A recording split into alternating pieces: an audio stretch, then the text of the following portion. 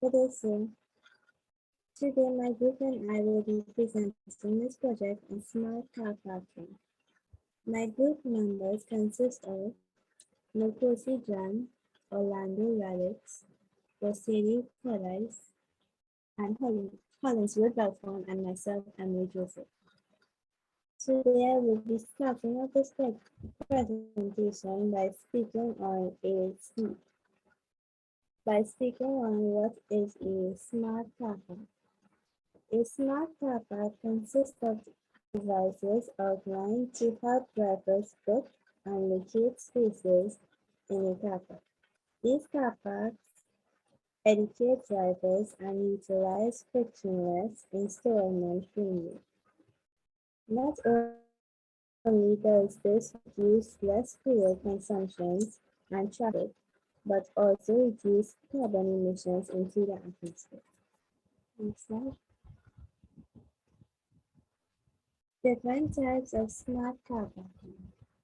Car parking guidance and information system, also known as PGIS, transmit-based information system, smart payment system, e-parking, and automated parking. Next, I will be passing you on to Nicosi. All right, thanks, Emily. Good day, sir.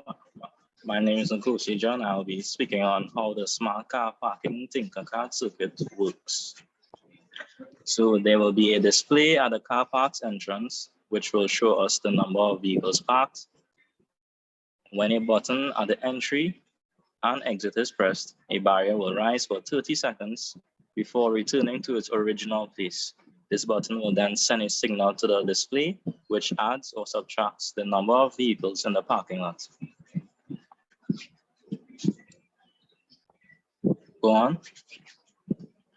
There'll be 5 red and 5 green LEDs, which will simply indicate which parking spaces are available and which are not. Each parking space has a button corresponding to the LED lights. Below we have 2 images that demonstrates such. Now I'll pass you on to Hollinsworth.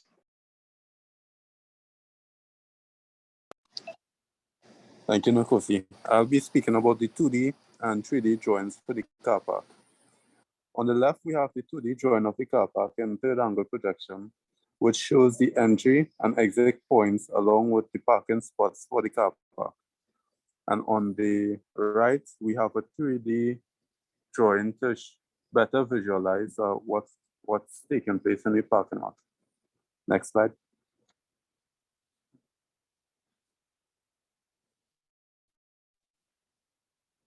Circuit description for wiring diagram. Circuit 1. This circuit was built to simulate a car park.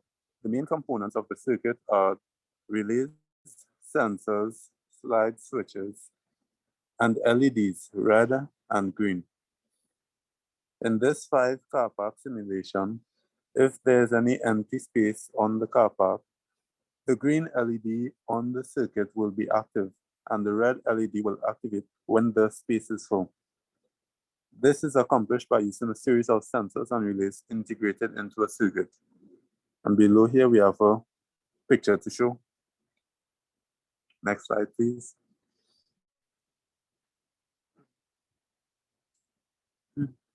Bill of materials for smart car park model.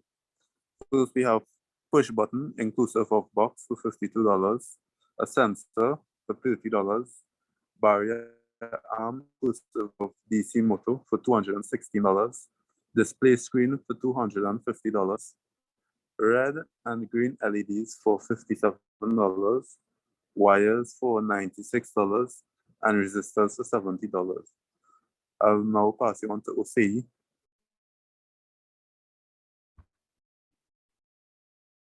Okay, so on this screen here, you'll see an algorithm on smart car parking. And for all those who don't know what an algorithm is, it's simply a step-by-step manual on how the program/finished product is going to work.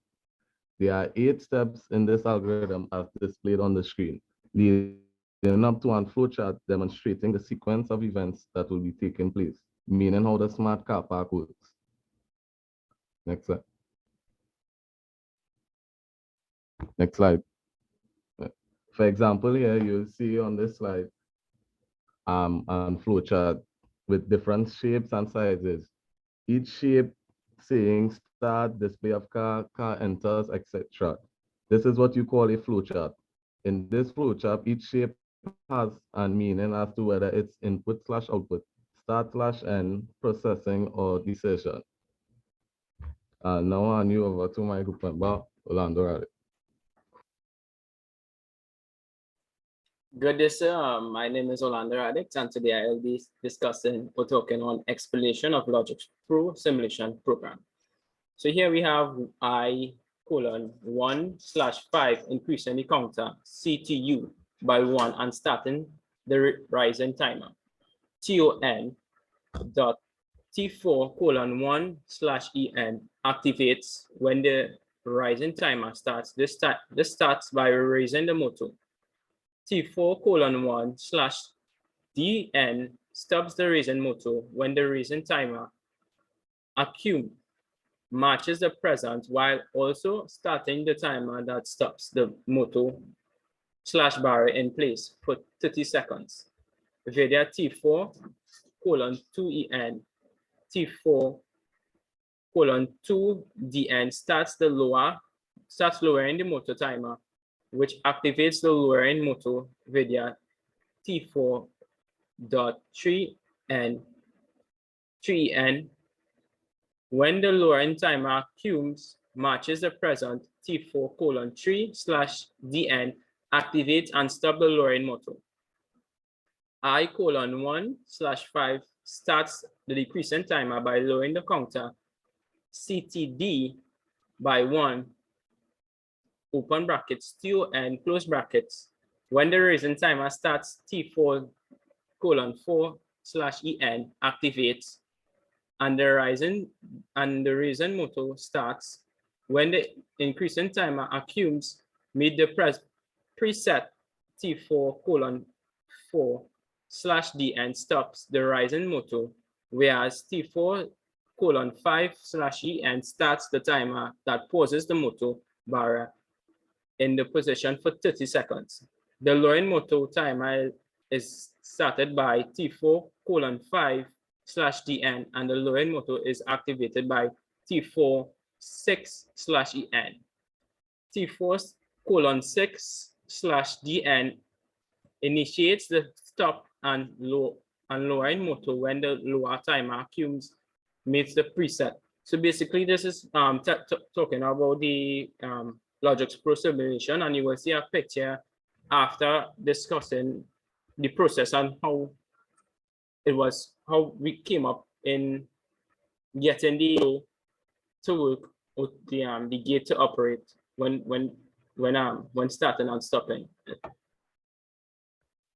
The next slide basically continuing the Logic Pro simulation. So here goes.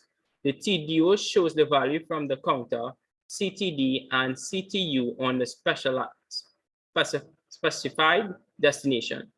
When I:10 is turned off, the green LED turns on. And when I:1/0 is turned on, the red LED turns on. When I:1/1 is turned off, the green LED turns off. And when I:1/1 is turned on, the red LED is turned on. When I:1/2 is turned off, the green LED turns on. So when I:1/2 is turned on, the red LED is turned on.